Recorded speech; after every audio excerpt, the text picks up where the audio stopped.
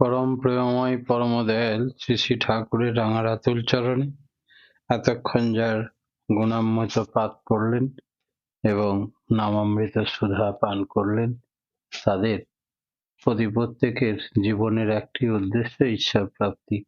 তা যেন এই জীবনেই সফল হয়, এই কাতর প্রার্থনা। এই সৎনাম এলো কোথা থেকে? এই নামকে বলা হয় ধ্বন্যাত্মক নাম। বিশ্ব ব্রহ্মাণ্ডে যা কিছু কম্পন সৃষ্টি হয়েছে এই নাম থেকে। নামের মধ্যে কম্পনের মরকজ, তাই এটা সব কিছুরই পরিপূরণ করে। আমাদের প্রত্যেকটি মানুষের মন একই স্তরে একই সঙ্গে থাকে না।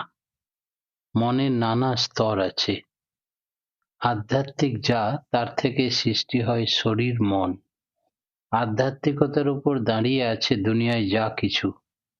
মনের নানা স্তর, যেমন পিণ্ডি মন, ব্রহ্মাণ্ডী মন, নির্মল চৈতন্য রাজ্যের মন। পিণ্ডি মন সংকীর্ণ জগতে বাস করে, ব্রহ্মাণ্ডী মন সবার স্বার্থে স্বার্থান্বিত, আর তাতে ইউনিভার্সাল ইন্টারেস্ট, সর্বতোমুখী আগ্রহ। এর মধ্যে কামনা বাসনা থাকে। সে কামনা অপরের কল্যাণের কামনা হতে পারে। নির্মল চৈতন্য রাজ্যের মন, সে বিরাজ করে নাম নামীময় হয়ে থাকে। তার নিজস্ব কোনো কামনা বাসনা ইচ্ছা থাকে না। পরমপিতাই তাকে যখন যেভাবে চালান, তখন সে সেভাবে চলে। সেই মন পড়ে থাকে ইষ্ট অনুগত হয়ে। নাম ধ্যানে একাগ্র হব কি করে আমরা? একাগ্র মনের কথা বাদ দিয়ে যদি একাগ্রতার কথা যত ভাবা যাবে, একাগ্রতা তত অসম্ভব হয়ে উঠবে। বরং আগ্রহ উদ্দীপনা নিয়ে যদি আমরা বসি, তাতে আপনার অজ্ঞাতসারে আপনার মন একাগ্র হয়ে উঠবে। হরি সে মন হররে লাগি। আপনি বসে নাম করতে পারেন, শুয়ে নাম করতে পারেন, দাঁড়িয়ে নাম করতে পারেন, আপনার সুবিধা মতো সব সময় নাম করতে পারেন। অজপা নামে কররে নেশা। অনেকে বলে আমরা কর্মী মানুষ, কাজের ধান্দায় ঘুরি, তাই আমাদের নাম করার সময় হয় না। ঠাকুর বললেন, পেটের ধান্দায় নাম ধ্যান বাদ দিও না। জীবনের জন্যই নাম ধ্যান করা লাগে। জীবনকে বাদ দিয়ে নাম ধ্যান হয় না। আগে জীবন, তারপরে তো খাওয়া দাওয়া। জীবনের কাজ বাদ দিয়ে খাওয়ার দিকে মন দিলে জীবন টেকে না। তাই আগে তাই করা লাগে যা জীবনকে ঠিক রাখা যায়। আর মাথা ও মন ঠিক থাকলে অন্ন, বস্ত্র, বাসস্থান কোনোটারই অভাব থাকে না তার। নাম ধ্যান করলেই মানুষ নিয়ন্ত্রিত হতে পারে। নাম ধ্যান করলে প্রবৃত্তিগুলি ভেসে ওঠে। জল জাল দিয়ে যেমন তলায় জল, উপরে জল, এও তেমনি ভেতরে চাপা যা কিছু, তখন তা ধরা পড়ে। তখন নিয়ন্ত্রণ করার পক্ষে সুবিধা হয়। নাম ধ্যান আবার একটা উৎসাহ উদ্দীপনা সৃষ্টি করে, বড় এনার্জি এনে দেয়। তাই সম্বেগ নিয়ে আমরা যখন যাই করতে যাই, তাতে সাকসেস হওয়া যায়। তাই নাম ধ্যানী মানুষ সাকসেসফুল মানুষ। সত্যিকারের আত্মোন্নয়ন কার হয়? কথা প্রসঙ্গে একদিন ঠাকুর বলছিলেন, ভগবানের কাছে বা ইষ্টের কাছে আমরা যখন আত্মোৎসর্গ করি, তখন যদি শর্ত করি, তা আত্মবিকাশের পথে বাধা হয়ে দাঁড়ায়। এমনকি ইষ্টের ইচ্ছা পূরণ ছাড়া ব্যক্তিগত কোনো প্রত্যাশা যদি থাকে, তাও সাধনার পথে অন্তরায় হয়ে দাঁড়ায়। ইষ্টের সঙ্গে ভাবটা হবে এমন যে আমি তোমার জন্যই, তোমাকে ভালোবাসি। কেন ভালোবাসি তা জানি না, ভালোবাসি তাই ভালোবাসি। ভালো না বেসে পারি না, তাই ভালোবাসি। এমনটা হলেই তার সত্যিকারের আত্মোন্নয়ন হয়। মনে অন্তর্মুখী ভাব জাগে কি করলে? উষাকালে সূর্য ওঠেনি অথচ পূর্ব দিকে আলো এসেছে, তখন চেয়ে দেখবেন কত রকমের রং দেখা যায়। ওই সব রং দেখলে মনের মধ্যে অন্তর্মুখী ভাব জাগে। যারা নাম-টাম ঠিকমতো করে তারা অন্তর্জগতে যেসব আনন্দ অনুভব করে এবং তাদের গভীর চিন্তাশীলতায় যেসব ধরা পড়ে তার কোনো তুলনা হয় না। তখন সেই রকম অনুভূতি জাগে এবং সেটা লিখে রাখতে হয়। এইগুলি পরে আবার স্মরণ করলে উদ্দীপনার সৃষ্টি হয়। প্রত্যেক দিনের নতুন নতুন অনুভূত হয়। সবার যে অনুভূতি একই রকম হবে তা নয় কিন্তু। ঠাকুর নাম ধ্যানের সময় অনুভূতিগুলো লিখে রাখার কথা অনেককেই বলতেন। নাম ধ্যানে শব্দ আসে কখন? ওটা আসে প্রবল আগ্রহ থাকলে। আগ্রহ মানে একাগ্রতা। নাম কম্পন সৃষ্টি করে, বায়ুর ভিতর তরঙ্গ তোলে, তাতে মস্তিষ্ক কোষগুলির মধ্যে একটা দহন তাপের সৃষ্টি হয়। এতে কানের ভিতর সুপ্ত শব্দ সেগুলি আগে জেগে ওঠে। আসল কথা যোগ টান। এই অনুভূতির কামনায় নাম করলে সেটা অনুভূতির অন্তরায় হয়ে ওঠে।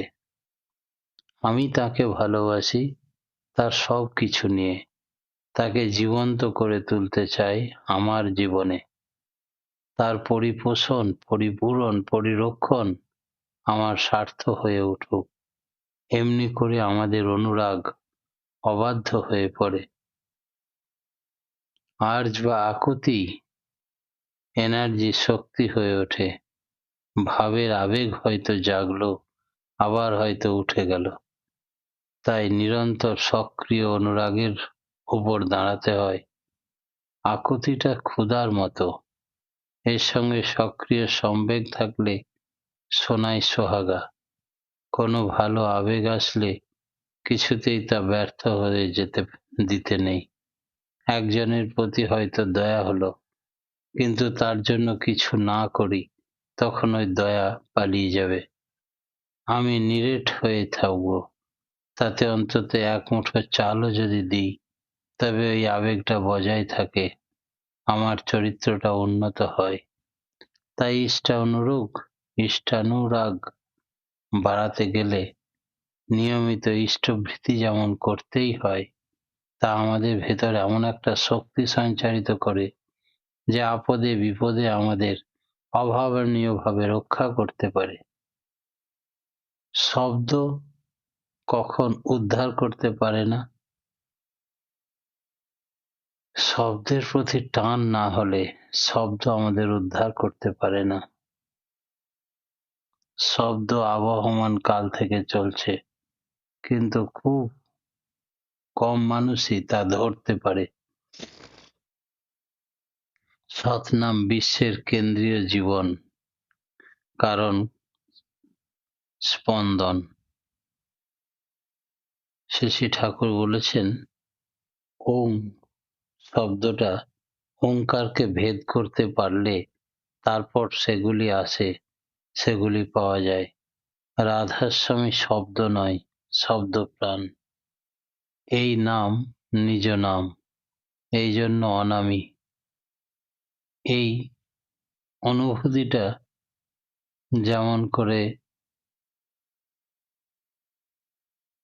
গজায় আমাদের ভোকাল সাউন্ড, গলার শব্দের মধ্যে, তাকে বলা হয় রাধাস্বামী। এটা বিশ্বের কেন্দ্রীয় জীবন, the central life of universe. এবং এই অনুভব বা অনুভূতি করা যায় যাকে বলা হয় কোজল থ্রিল, কারণ স্পন্দন। যারা গেরস্থ মানুষ তাদের মাঝে মাঝে একলা বসা ভালো, মাঝে মাঝে ভালো সঙ্গ করা লাগে। সব সময় গোলমালের মধ্যে থাকলে ভেতরে ভাব জাগে না। শ্রী ঠাকুর একটা বাণী দিয়েছেন, শুনলে অনেক করলে না, ঠকলে কত বুঝলে না। একটা অনুভবের রেকর্ড রাখা ভালো। একটা দাদাকে ঠাকুর একদিন বলছেন, ও বোধহয় খুব নামটাম করছে, একটু শীর্ণ হয়ে গেছে। দাদাটি দূর থেকে ঠাকুরকে প্রণাম করে ওঠার পর ঠাকুর জিজ্ঞাসা করলেন, কিরে কেমন লাগছে? দাদাটি এগিয়ে এসে বললেন, ভালোই। যারা করে না তারা বুঝতে পারে না কত ভালো। নাম ধ্যান করার সঙ্গে সঙ্গে যেমন যেমন অনুভব হয়, প্রতিদিন একটা রেকর্ড রাখতে পারলে ভালো হয়। একটা প্রত্যক্ষ বাস্তব অভিজ্ঞতা তো। আমি অনেককে বলেছি, কেউ রাখে না। তুই এগুলো নোট করে রাখবি। আত্ম অনুসন্ধিৎসা জিনিসটা তাতে বাড়বে। এইসব রীতিমতো করার ফলই আলাদা। মন্ত্রকথার মানে কি? মন্ত্রকথার মানে যার মনন করলে, সাধন করলে আমাদের মনের গ্রন্থির নাটগুলো খুলে যায়, তাই হচ্ছে মন্ত্র। উপবাস আত্মোন্নয়নে সহায়তা করে কিনা? উপবাসে প্রবৃত্তিগুলি দুর্বল হয়, তাই ডিভোশন বা ভক্তি বাড়ে। সেই পরিমাণে অবশ্য কোনোটাই বেশি ভালো না। যুক্তাহারে বিহারের কথা তাই অত জোর দিয়ে বলা হয়েছে। সর্বমতি গর্হিতম। বেশি উপোস করলে শরীরের ক্ষতি হয়, আবার সঞ্চিত ক্যালোরি ক্ষয় করার জন্য অল্প উপোসের প্রয়োজন হয়। লৌকিকতায় চলে পড়ো না, অর্থাৎ লৌকিকতা সম্বন্ধে ঠাকুর একদিন বলছিলেন, নামটাম যদি গুরুত্ব সহকারে করো অনেক কিছু আসবে, কিন্তু ওদিকে যদি ঢলে পড়ো খুবই মুশকিল। এমনটা হয় যে খুব মেঘ হয়েছে, আকাশের দিকে কিছুক্ষণ তাকিয়ে থাকলাম, খুব বৃষ্টি শুরু হয়ে গেল। সেখানে আমার জায়গাটা বাদ দিয়ে সব জায়গায় বৃষ্টি হচ্ছে। এসব কিছু না, এর কোনো মূল্য নেই। এদিকে মন দিও না, তাহলে নিজের মধ্যে অহংকার এসে যাবে। রাস্তায় ঘোড়া সাধুর মতো দশা হবে। এইসব বুদ্ধি করতে নেই, এমনি যা হবার হোক। তাই ভক্তি ও অনুরাগ জাগাতে পারা যায় কিভাবে? ভক্তি ও অনুরাগ যেন জাগে, এই আমাদের প্রার্থনা থাকতে হবে। আবার ইষ্টের প্রতি মমত্ব বোধ যাতে উদগ্র হয়ে ওঠে তাই করতে হবে। ইষ্টকে সবচাইতে আপন বলে জানতে হবে, এতে একাগ্রতা সহজ হয়ে ওঠে। ছেলেপিলের প্রতি মানুষ যেমন করে, তাদের জন্য ক্রমাগতভাবে বলে ও বাস্তবে করে, ইষ্টের জন্য ঐরকম করা লাগে, যাতে তার উপরে মমতা জাগে, টান আসে। শুধু মনে মনে ভাবলে হবে না, করতে হবে। নাম করতে হবে, কাজ করতে হবে, তার স্বার্থকেই মুখ্য করতে হবে, আর সেই দিকে নজর রেখে চলতে হবে। বিপন্ন হলে কি করবে? তার নাম করো, তাকে ভালোবাসো, তাকে ডাকো, সদাচারে চলো। ওই ব্যক্তি সবকিছুই তখন ভালো হবে। বিপন্ন অবস্থায় বেশি করে নাম করতে হয়, তাকে ডাকায় শরীর আরো পটু হয়ে যাবে। শরীরের দিকে নজর দিতে হবে, শরীরের ক্ষমতা বেড়ে যাবে। শরীর ঠিক করতে গেলে শারীরিক, মানসিক, আধ্যাত্মিক এই ৩ রকমের কর্মপ্রবণতা একই সঙ্গে বাড়িয়ে দিতে হবে। নাম সমস্ত কাঠামোর সংক্ষিপ্ত রূপ। এটা হলো সমস্ত কাঠামোর সংক্ষিপ্ত রূপ। কম্পন ও শব্দ, কম্পন বাদ দিয়ে শব্দ হয় না। ঠাকুর বলছেন, অন্য কোনো নাম যদি করো, আগে তা পরে এটা, এর ভিতর দিয়ে মূল কম্পনে পৌঁছানো যাবে। এটা করলে পুনশ্চারণ হবে সবকিছুর। পূর্ব নামগুলোরও পুনশ্চারণ হয়ে যায় এবং যে যে অবস্থায় থাকে সেই অবস্থায় কারো কোনো বাধা হবে না। যত যাই করো না কেন এই মানুষটা না হলে আর হবে না। বৈষ্ণবরা যেমন বলে, যা কিছুই হোক আমরা চাই রাধারমণ গোপীবল্লভকে, তেমনি সৎ নামের পরে অন্য নাম করলে কি হয়? এই নাম সর্বপ্রথম কম্পনের মূল। তাই এই কম্পনে কম্পিত হলে যে কোনো কম্পনের অরিজিনাল কজ মূল কারণে পৌঁছানো যায়। কেউ যদি আগে অন্য নাম করে নিয়ে থাকে তা সৎনামের আগে করে নেবে, তাহলে তার গতিটা কারণটা দিকে যে যাচ্ছিল তার ইফেক্ট ফল পাবে না। যদি আগেই সৎনাম করে নেয় পরে অন্য নাম করে তাহলে তার ক্ষতি হবে। রয়ের মহাপ্রাণ বর্ণ কম্পনের ধ স্টপেজ, র ও ধয়ের পরে আ দিয়ে continuity of this wave, succession of this wave। স্বামী হচ্ছে original to and fro motion. গাড়ির পিস্টনে যেমন টু অ্যান্ড ফ্রো চলে, জলের উপর ঢিল মারলে যেমন ছিলকে দিলে আপ অ্যান্ড ডাউন মুভমেন্ট হয়, একটা ঘন্টা যেমন বাজানো হয়, প্রথম টু অ্যান্ড ফ্রো মুভমেন্ট, তারপরে ভাইব্রেশন শুরু হয়। প্রথমটা যেন স্বামী, পরেরটা যেন রাধা।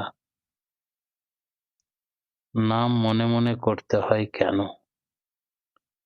একদিন এই বিষয়ে ঠাকুর বলছিলেন, নাম যত মনে মনে করা যায় ততই নার্ভ স্নায়ুর উপরে প্রেসার পড়ে এবং ভাইব্রেশন বেড়ে যায়, তত দুনিয়ায় যা কিছু পুল করে টেনে তোলার সুবিধা হয়।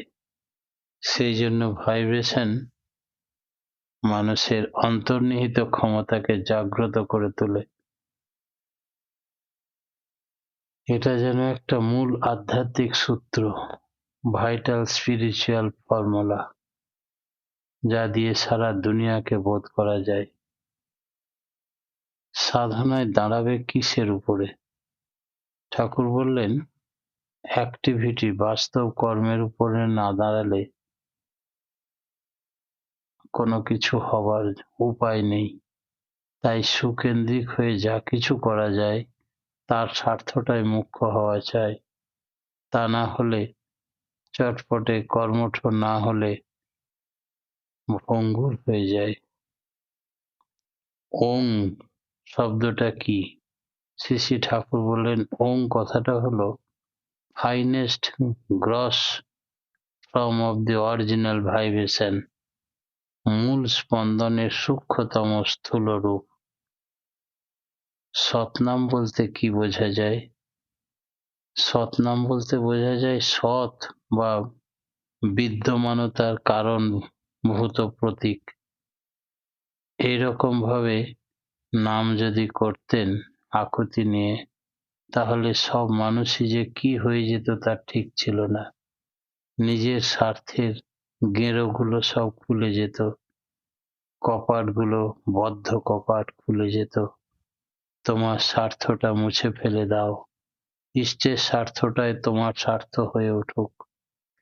তথাকথিত ভালো মন্দ যাই করো, ইষ্ট স্বার্থ প্রতিষ্ঠাকে তা পূরণ করে তাই করো, সেটাকে যা পূরণ করে না তার সঙ্গে সম্পর্ক চুকিয়ে দাও, এতেই তোমার সমস্ত স্বার্থ পূরণ হবে।